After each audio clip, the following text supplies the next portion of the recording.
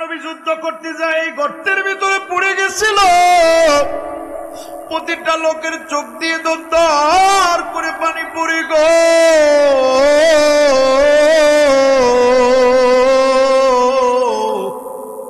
আরে বাংলাদেশ থেকে বয়ান শুনে যদি দিলটা নরম হয়, বাংলাদেশ থেকে বয়ান শুনে যদি চোখে পানি আসে, তাহলে আমার নবী যেই জায়গা রক্ত ঝরাইছে ওই জায়গার মধ্যে যাওয়ার পরে কি হইতে পারে।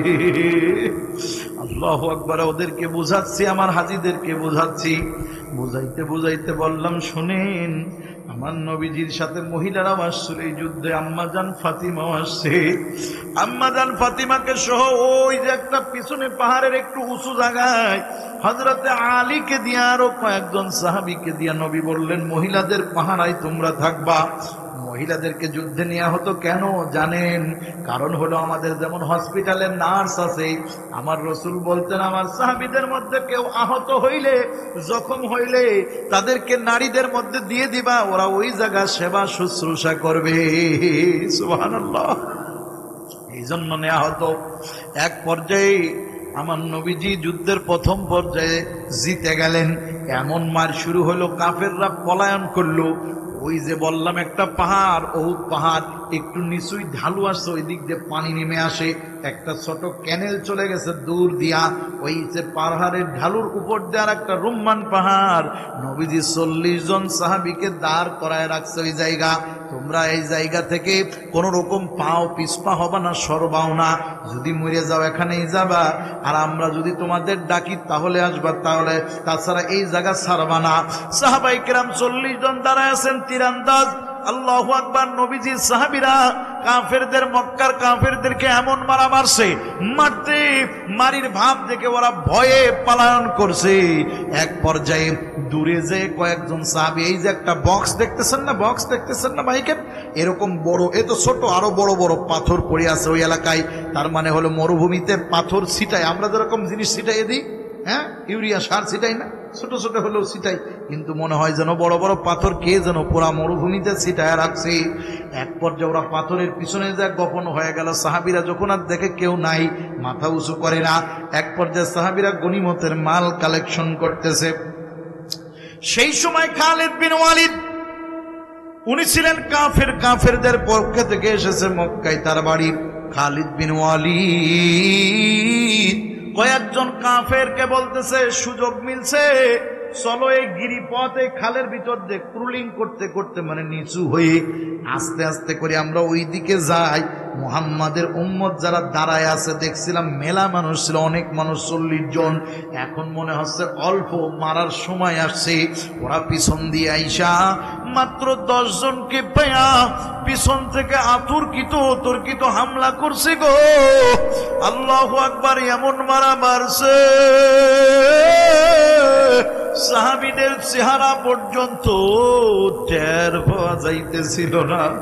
একজনেরও চেহারা ঠিক ছিল না, শরীরের মধ্যে শত শত কোপ লাগছে। আল্লাহু আকবার। ওই জায়গা দাঁড়ায়া এক কাফেরের বাচ্চা আমার নবীজির দিকে তাকাইয়া একটা তীর মারছে। নবীজির এই কান আর এই মাথার মাঝামাঝি এসে লোহার একটা সুন্দর একটা হেলমেট ছিল, হেলমেটের ভিতরে গেড়ে গেল। ওই তীরের মাথায় ছিল বিষাক্ত বিষ মাখানো। নবীজির মাথায় যখন তীর লাগছে, ওই তীরের আঘাত সাথে সাথে বিষাক্ত ক্রিয়া শরীরে শুরু হয়ে গেছে। দুনিয়ার সমস্ত মানুষের রহমাতুল লিল আলামিন, যার জন্য সমস্ত নারীরা কান্দে, যার জন্য পাখি পশু কান্দে, পুরুষরা কান্দে, যার জন্য আকাশ বাতাস, চন্দ্র সূর্য গ্রহ তারা নক্ষত্র সব পাগল। ওই মানুষের মাথায় তীর যখন লাগছে, আমার নবীর সাথে সাথে একটা ছোট্ট গর্তের মধ্যে পড়ে গেছে। পড়ার সাথে সাথে কাফেররা ঘোষণা দিয়েছে, কতালা মুহাম্মদ, নবীজি মারা গেছে। আল্লাহু আকবার। এমন একটা সময় এই ঘোষণা হইল, এক সাহাবী স্ত্রীর সাথে রাত্র কাটাইয়া গোসলে দাগায়, নিজে গোসলের মধ্যে দাঁড়ায় গেছে, পানির কিনারায় দাঁড়ায় নিজের মাথায় পানি ঢালবি, হঠাৎ করে কানে আওয়াজ আসছে, কতালা মুহাম্মদ, মুহাম্মদ মারা গেছে, নবীজি নাই। সাহাবী আর গোসল করে নাই, বাড়িতে দৌড়ে যেয়ে বলে, বিবি তলোয়ার দাও। বিবি বলে, আপনি নাফাক আছেন, আপনি গোসল না করে কোথাও যাবেন না। স্বামী ডাক দিয়া বলে, গোসল আমার পরে হবে, আমার নবীরে মারলো কি, তার প্রতিশোধ না নিয়ে আমি গোসল করব না। বিবি যখন স্বামীর উপর আর কথা বলতে পারে নাই, হাতে তলোয়ার খানা তুলে দিয়েছে, তলোয়ার খানা নিয়ে স্বামী দৌড় দিছে উহুদের ময়দানে। দৌড় দিয়ে যাইয়া সামনে যত কাফের পেয়েছি গো, প্রতিটা কাফেরকে হত্যা করছে। পিছন থেকে একজন কাফের এসে একটা জোরে করে আঘাত করছে গর্দানে, ওই সাহাবী পড়ে গেছে কাফেরদের আঘাতে। কাফেরদের আঘাতে পড়ে যাওয়ার সাথে সাথে তার দুনিয়া থেকে আল্লাহ জানটা বের করে দিছে। মুসলমান ভাইরা আমার, যুদ্ধ, তুমুল যুদ্ধ, নবীজির চতুর্পাশে কিছু সাহাবী নিজের জীবন দিয়ে নবীর রক্ষা করতেছে, কারণ হঠাৎ করে জিতা যুদ্ধ হেরে যাইতেছে। কথা কোন ঠিক না বেঠিক? মোড় ঘুরে গেল। এক পর্যায়ে সাহাবায়ে কেরামদের কিছু সাহাবী হযরত আম্মাজান হযরতে ফাতিমা সহ নবীর পিছন থেকে কলপাজা করিয়া, নবীর পিছন থেকে এই বগলের মধ্য দিয়ে হাত দিয়েছে, কেউ পাও ধরছে, উঁচু করিয়া আস্তে আস্তে করিয়া নবীজির শরীর দিয়ে রক্ত ঝরতেছে। নবীজির দান দান ভাঙিয়া গেছি গো। আল্লাহ নবীরে পাহাড়ের উপরে উঠায় নিয়ে গেছে। আহারে, ওই জায়গা আল্লাহ আমারে যাওয়ার তৌফিক দিছি। একবার যেছি, এখন পুলিশরা খুব পাহারায় থাকে, যাইতে খুব কম দেয়। ওইবার কোনো পাহারা ছিল না, আমি ঢুকলাম, যাইয়া দেখি আমার নবী যখন পাহাড়ে বসছে, বসার পর এবার আম্মাজান ফাতিমা বলতেছে, ইয়া রাসূলুল্লাহ, ওই যে কাফেররা আপনার খুঁজতে খুঁজতে আসতেছে। আল্লাহু আকবার। রাসূল বললেন, আল্লাহ, পাহাড়টারে আমার জন্য নরম করিয়ে দাও। পাহাড় আস্তে করে ফেটে গেছে। সুবহানাল্লাহ। নবীজি ওই ফাটার ভিতরে যা বসছে, কাফেররা তারে দেখতেও পারে নাই। রহমতুল্লিল আলামিন যেখানে বসছে, ওই জায়গা এখনো ওই রকমই আছে। সুবহানাল্লাহ কন্যা। এক পর্যায়ে আল্লাহ আমার ওই জায়গার নিচে আমি দুই নয়নে দুই চোখে দেখেছি। এক পর্যায়ে মুসলমান গো, আল্লাহ আল্লাহ আল্লাহ, আমার নবীজি দেখুন আসলেন, দেখি আমার সাহাবীদের কি খবর। সাহাবীদের খবর নিতে আইসা তাকা দেখে একজন না, দুইজন না, আহারে, যেখানে বিনা রক্তে আমরা জিতে যাইতেছিলাম, সেখানে আমার ৭২ জন সাহাবী শহীদ হয়ে গেছে। আমার নবীজি দুই চোখের পানি ধরে রাখা যায় না। নবী ডাক দিয়ে বললেন, কই আমার সাহাবীদের জবান, মুখটা খুলে খুলে দেখাও। একজন একজন একজন করিয়া মুখ খুলে খুলে দেখাইতে দেখাইতে একদম শেষে একটা সাহাবীর মুখের উপরই আহারে কাপড় দিয়ে ঢাকা। সাহাবীরা বলে, হুজুর চলেন, আপনি একটু বিশ্রাম নিবেন। নবী বলে, ওনার চেহারাটা ঢাকা কোনো, দেখাও উনি কে। সাহাবীরা দেখাইতে চাই না, উনি নবীরা কেমন প্রিয়জন।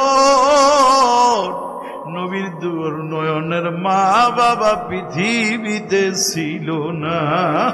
নবীজি কোনদিন তার বাবাকে দেখে নাই, মাকে দেখলেও ছোটবেলায় হারায়া ফেলছে। নবীজি যারে আব্বার মতো দেখতো, নবীর আপন চাচা হযরতে আমির হামজা রাদিয়াল্লাহু তাআলা আনহু, আল্লাহু আকবার, তিনি শহীদ হয়েছেন। শুধু শহীদ হই নাই, মারাই যায় নাই। কারা যেন তার দুইটা কান কেটে নেছে, কারা যেন তার চোখ তুলে ফেলছে, কারা যেন তার নাকটা কাইটে বসে কইরে দিছি।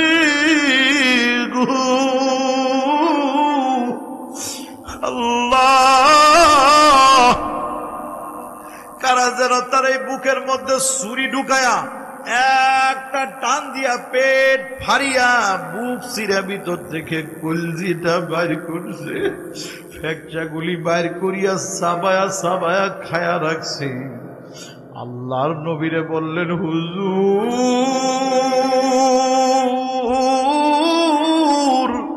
এই মানুষটার চেহারা দেখা যাবে না। আল্লাহর নবী বললেন, কেন?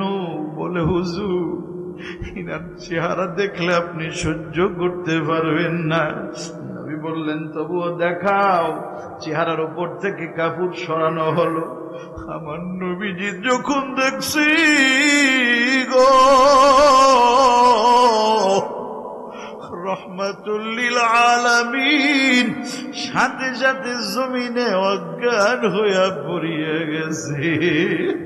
সাহাবীরা তুলে ধরে বললেন, হুজুর আপনি অজ্ঞান হয়ে গেলেন কেন? বলে যে ছোটবেলায় আমি আমার মা হারাইছি, পেটে থাকতে বাবা হারাইছি। আর আমার বাবার মতো আমি যে আমার চাচা আমির হামজারে দেখতাম, আমার কাকা আমার চাচার কান কে কাটা নিল, আমার চাচার নাকটাকে কাটছে রে, আমার চাচার চোখ দুইটা কে তুলিয়া নিল। এত বড় নৃশংস হত্যা কে করতে পারে? আমার চাচার নারী ভুঁড়িটা বাইর করিয়া কলিজা চাবাইছে, এত বড় নরপিশাচ কে হইতে পারে? আল্লাহু আকবার। নবীজি দুইবার অজ্ঞান হয়ে গেলেন। এক পর্যায়ে একজন বললেন, হুজুর আমি দেখেছি দুইজন লোক এই কাম করেছে। আল্লাহু আকবার। শেষ জামানায় শেষ জীবনে ওই দুইজন মানুষ আবার মুসলমানও হইছে। কিন্তু ঘটনাটা উল্টা। আপনারা যেমন আমার দিকে তাকায়া বসে আছেন, আমরা যেমন আপনাদের দিকে তাকায়া বসে আছি, দুজনরাই দেখতেছি। কথা কোন ঠিক কিনা? ওই দুইজন মুসলমান হওয়ার পর আমার নবীজি তাদের বলতেন, তোমরা আমার দিকে মুখ করিয়া বসবা না, আমার দিকে পিঠ করিয়া অন্য দিকে মুখ দিয়া বসবা। ওই দুইজন বলতেন, হুজুর আপনি কি আমাদেরকে মাফ করেন নাই? আল্লাহ কি আমাদের মাফ করে নাই? আমরা আপনার চাচাকে এরকম কষ্ট দিছি। নবীজি বলতেন, আল্লাহ মাফ করেছে, আমিও মাফ করেছি, কিন্তু ও সাহাবী, ও হিন্দা, ও আবু সুফিয়ান, তোমাদের চেহারা দেখলেই আমার চাচার কথা মনে পড়ে যায়। আমি আর সহ্য করতে পারি না। ও আবু সুফিয়ান, তুমি আমার দিকে পিঠ করিয়া বসবা। এ মুসলমান ইমানদার বান্দা, এমন সময় নবী বললেন, বিনা গোসলে সবার জানাজা হবে। লাশগুলি এক এক করে সাজানো হলো। নবীজি আবার জানাজা পড়াবেন। এমন সময় আল্লাহর হাবিবের কাছে দূর থেকে এক নারী দৌড়ে এসে বলে, হুজুর আমার স্বামীর জানাজা যেন বিনা গোসলে না হয়। হুজুর বললেন, কারণ কি? বলে, আমার স্বামীর নাম হানজালা, নবীর চাচার নাম আমির হামজা, আর ওই সাহাবীর নাম হানজালা, একই যুদ্ধে মারা যায়। বলে, আমার স্বামী নিল নাপাক, আপনার মৃত্যুর কথা শুনে দৌড়ে এসে জিহাদে অংশগ্রহণ করেছে, এরপরে সে দুনিয়া থেকে বিদায় নিছে।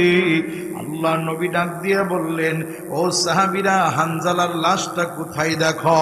সাহাবায়ে কেরাম হানজালার লাশ বাইর করতে গেলেন, কেউ খুঁজে পায় না।